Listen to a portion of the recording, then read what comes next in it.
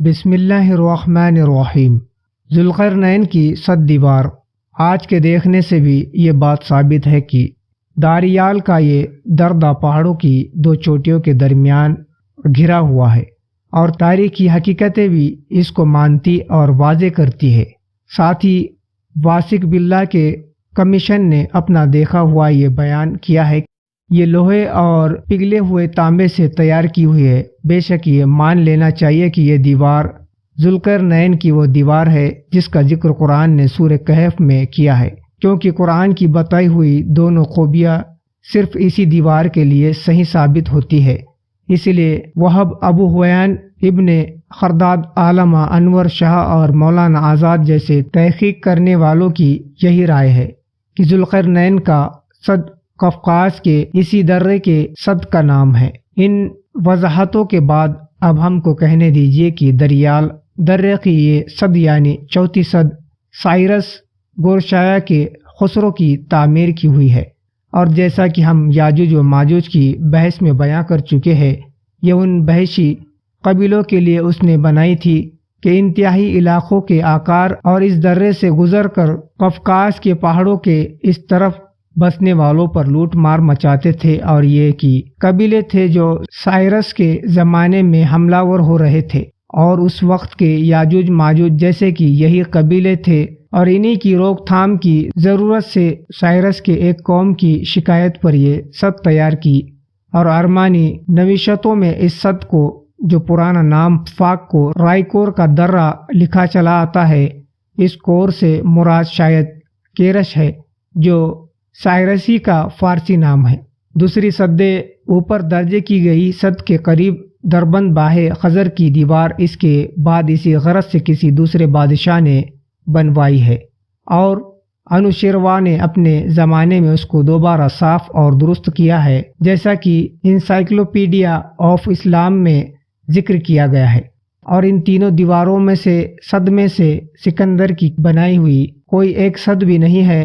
اس لیے کہ سکندر کی جیتوں کی تاریخ جو کہ سامنے ہے اس سے کسی طرح یہ ثابت نہیں ہوتا کہ سکندر کو اس غرض کے لیے کسی صد قائم کرنے کی ضرورت پیش آئی ہو، کیونکہ اس کے حکومت کے سارے دور میں یاجوج و ماجوج قبیلوں کا کوئی حملہ تاریخ میں موجود نہیں ہے، اور نہ ہی دربند حصار تک پہنچنے پر کسی قوم کا کسی قسم کی بحثی قبیلوں سے دو چار ہونا اور سکندر اور اس کی شکایت کرنا تاریخی حقیقتوں میں کہیں نظر نہیں آتا ہے۔ یاجوج و ماجوج کا خروج۔ ذوالقرنین یاجوج و ماجوج اور صد کی بحث کے بعد سب سے زیادہ اہم مسئلہ یاجوج و ماجوج کے اس خروج کا ہے جس کا ذکر قرآن نے کیا ہے۔ اس مسئلے کی اہمیت اس لیے اور بھی بڑھ جاتی ہے کہ اس مسئلے کا تعلق قیامت کی نشانیوں سے ہے۔ یہ ایک حقیقت ہے، یاجوج و ماجوج کے خروج نکلنے کا مسئلہ کہ جس کی خبر قرآن مجید نے پیشن گوئی طور پر دی ہے۔ ایسا مسئلہ نہیں ہے کہ جس کو صرف گمنام اور اندازے کی بنیاد پر حل کر دیا جائے، اور جب کہ اس مسئلے کا تعلق قرآن غیبوں کی خبروں میں سے ہے تو پھر اس سے متعلق فیصلہ کرنے کا حق بھی قرآن ہی کو پہنچتا ہے، نہ کہ اندازے اور گمان کو۔ قرآن نے اس واقعے کو سورہ کہف اور سورہ انبیاء میں بیان کیا ہے، اور اس مسئلے سے متعلق جو کچھ بھی ہے اور ان کا صرف 2 صورتوں میں ذکر کیا گیا ہے۔ سورہ کہف میں اس واقعے کا اس طرح ذکر ہے، ترجمہ: بس نہیں طاقت رکھتے وہ یاجوج و ماجوج اس صد پر چڑھنے کی، اور نہ وہ اس میں سوراخ کرنے کی طاقت رکھتے ہیں۔ ذوالقرنین کا کہا، یہ میرے پروردگار کی رحمت ہے کہ پھر جب میرے رب کا وعدہ آئے گا تو اس کو گرا کر ریزہ ریزہ کر دے گا، اور میرے پروردگار کی فرمائی ہوئی بات سچ ہے۔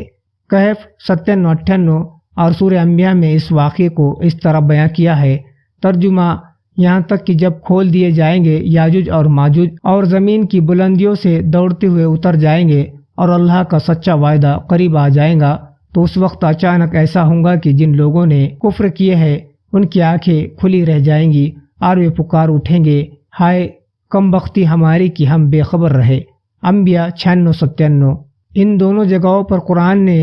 ایک تو یہ بتایا ہے کہ جس زمانے کے ذوالقرنین نے یاجوج ماجوج پر یہ صد قائم کی تھی اس کی مضبوطی کی حالت یہ تھی کہ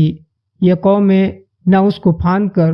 اس اور آ سکتی تھی اور نہ اس میں سوراخ پیدا کر کے اس کو پار کر سکتی تھی۔ اور صد کی اس مضبوطی اور فائداری کو دیکھ کر ذوالقرنین نے اللہ کا شکر ادا کیا اور یہ کہا کہ یہ سب کچھ اللہ کی رحمت کا کرشمہ ہے کہ اس نے مجھے یہ نیک خدمت کرا دی۔ اور دوسری بات یہ بیان کی ہے کہ قیامت کا زمانہ قریب ہوگا تو یاجوج و ماجوج